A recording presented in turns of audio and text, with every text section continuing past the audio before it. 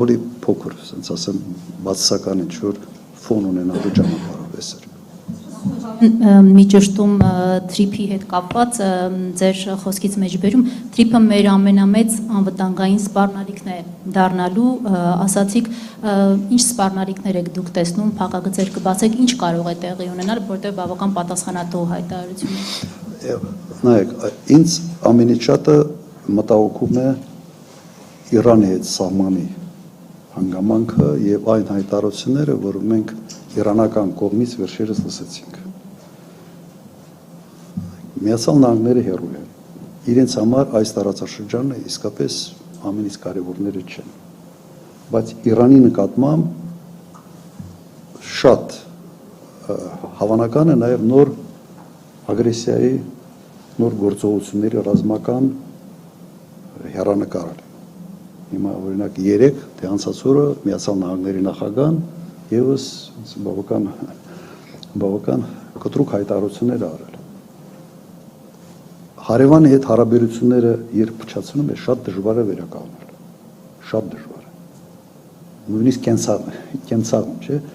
ում մոտիկ ես համարում, այդ մոտիկ մարդուն եթե դավաճանում ես, հնարավոր չէ հետո վերականգնել, վերանորոգել այդ հարաբերությունները։ Ընդհանրապես աշխարհ բանը գեոպոլիտիկա բառը երկու բառից է, չէ՞ բաղկացած։ Աշխարհագրություն եւ քաղաքականություն։ Աշխարհագրություն դու չես կարող փոխել։ Ինքը կա։ Ուրեմն խոսքը գնում է դու քո քաղաքականությունը այնպես վարել, որ քո աշխարհագրությունը դառնա ոչ թե խնդրեմ, դառնա առավելություն։ Հիմա եթե քո հարևանը, որը այսքան տարիների ընթացքում ամենից դժվար պայմաններում sense որ սա փակ է, Վրաստանում երկաթուղիներ էին պայթացնում եւ այլն, հիշում եք գազամուխ էին պայթացնում։ Այդ երկրի նկատմամբ անվստահության մթնոլորտ ձևավորելը շատ երկար եւ շատ ծանր է նստելու մեզ համար։ Մենք 15-20 հարևան չունենք, որ ասենք այս երկուսը հեչ են, 5-ը հեչ, այսքան ունենք։ Հասկացաք, ես նայում եմ երկարատև կտրվածքով։ Երկարատև կտրվածքը հետևյալն է, չի կարելի այսօր քայլեր անել, որով դու մեծ անվստահություն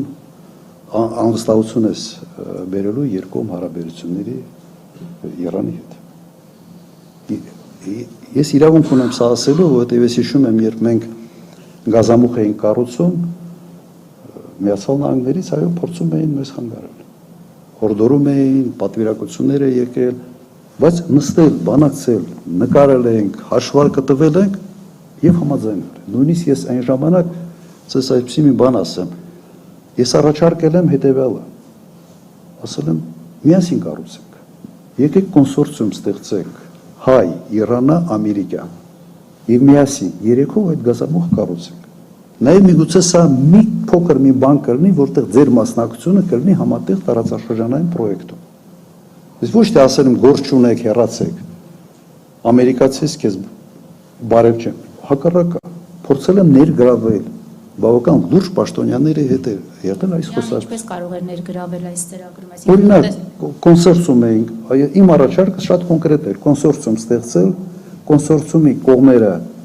մենք ենք, Իրանը եւ Միացյալ Նահանգները։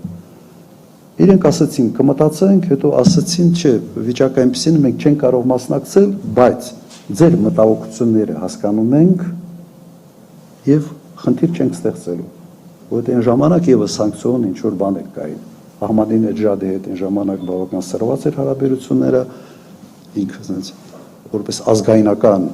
նախագահ էր ընկալում հակաամերիկյան Միացյալ Նահանգների, բայց մենք այդ հավաստիացումը նաեւ ամերիկացիներից ստացել են։ Այս դեպքում թրիփի դեպքում հնարավոր էր Իրանին ներգրավել։ Ես համոզված եմ, չէ, թրիփի դեպքում Իրանին դժվար էր, բայց թրիփի դեպքում կամ Չինաստան կամ Ռուսաստան։ Հատկապես Ռուսաստանի հետ Միացյալ Նահանգները այսօր պատրաստ են կառուցողական պրագմատիկ հարաբերություններ կառուցել։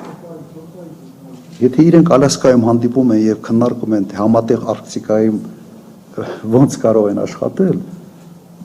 իսկապես հնարավոր է։ Ես Տրամպի մեջ բացի այդ էպոտաժային հատվածը, որը ինքը որը կա ուղղակի նաև գալիս է իր բնավորությունից,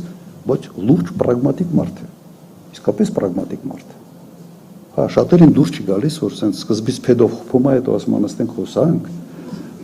Այդ կա, հիմա սա կա։ Ես Բելգիայի վարչապետի մեջբերումը բերեցի, էլի, բայց իրենց հետ հնարավոր է նստել կոնկրետ ծրագրի շուրջ խոսալ, ուղղակի ոչ ոք դա չի արել։ Չի արել, որովհետև Նիկոլ Փաշինյանը ուրախացել է, որ գնա Տրամփի հետ նկարվի։ Իրեն նկարա պետք ընտրությունների համար։ Որովհետև բանակցելու համար որը ժամանակ կարողա օգոստոսի 8-ին չստորագրեին, օրինակ սեպտեմբերի 8-ին ստորագրեին կամ հոկտեմբերին։ Համբերություն չունի այս մարդը։ Գրավեին Չինաստանի։ Իսկապես համբերություն չունի, որ նստեն, աշխատեն, նորմալ տարբերակի գան,